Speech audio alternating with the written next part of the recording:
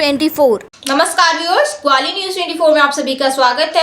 आज की विशेष मुलाकात में हमारे मेहमान हैं। आज हम मिलवाने जा रहे हैं आपको Gwalior smart city incubation centre के डायरेक्टर मिस्टर गौरव साकी जी से। गौरव साकी जी से जानते हैं कि ये स्टार्टअप क्या है और ये कैसे वर्क करता है। देखिए, जो स्टार्टअप्स हैं ये ऐसे इनोवेटिव आइडिया के साथ इंक्यूबेट होते हैं जो कि स्केलेबल होते हैं, उनमें हाई पोटेंशियल होता है ग्रोथ करने का और कुछ ना कुछ इनोवेशन ऑब्वियसली इसमें रहता है। हमारे यहाँ लगभग अभी 19 स्टार्टअप इंक्यूबेट हैं। जैसे स्टार्टअप जो लेके आता है आपके पास, उसका सिलेक्शन बेस क्या रहता है? एक्चुअली आप कैसे तय कर पाते हैं कि ये स्टार्टअप आगे चलेगा या आगे ग्रोथ करेगा या ये यहीं का यहीं किल हो जाएगा? ये कैसे सिलेक्शन का कुछ एक क्राइटेरिया बनाया? जी हाँ, बिल्कुल एक क्राइटेरिया है हमारे पास। बेसिकली उसके लिए जब एक स्टार्टअप आइडिया अगर किसी को रजिस्टर करना है तो रजिस्ट्रेशन के लिए हमारी वेबसाइट है gncube.org, उस पर आके वो अपने स्टार्टअप आइडिया को रजिस्टर करता है छोटे से डिटेल्स के साथ। उसके बाद हमारी एक प्री स्क्रीनिंग होती है।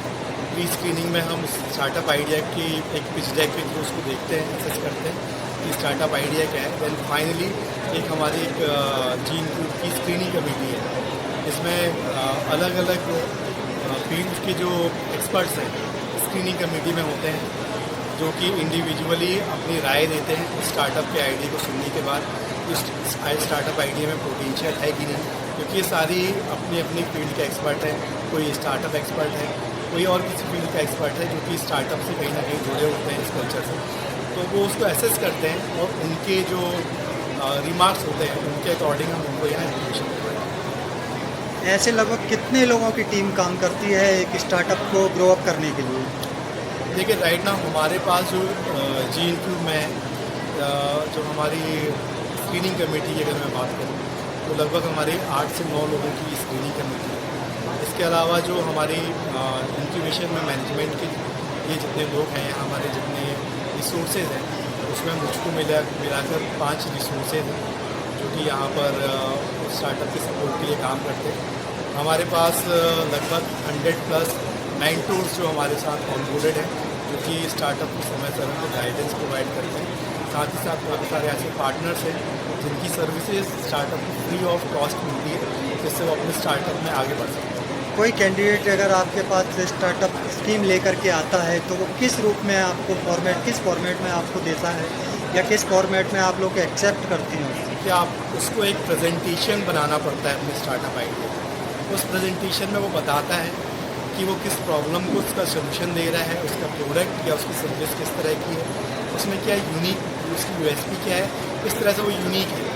तो ये सारी चीज़ें हमारे स्क्रीनिंग कमेटी के मेंबर्स भी देखते हैं और उस पर वो रिमार्क्स देते हैं कि स्टार्टअप कैसा है, इसमें कितना पोटेंशियल है, इसमें ग्रोथ के कितने चांसेस हैं, उसके अकॉर्डिंग उसको यहाँ इंक्यूबेट देता है। मान लीजिए कोई स्टार्टअप आपको पसंद आ जाता है, आपके हिसाब से वो ग्रोथ करने वाला सब्जेक्ट है, तो आप उसको किस प्रकार की फैसिलिटीज़ देते हैं जो स्टार्टअप लेके आया है? कहाँ तक उसको सपोर्ट करते हैं? तो हम यहाँ पर जो उनको 2 तरह के इंक्यूबेशन प्रोवाइड कराते हैं, physical incubation centre and virtual incubation.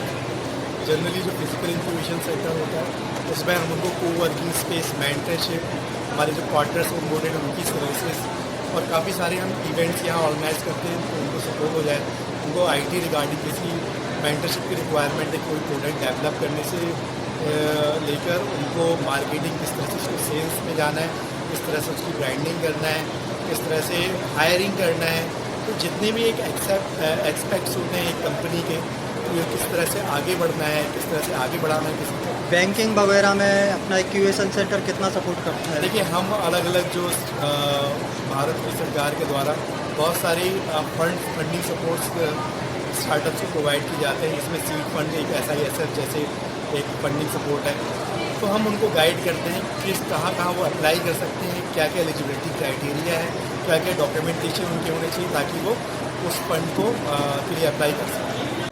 आज के लिए बस इतना ही। आपको फिर किसी ऐसी पर्सनैलिटी से मिलवाएंगे, तब तक के लिए नमस्कार।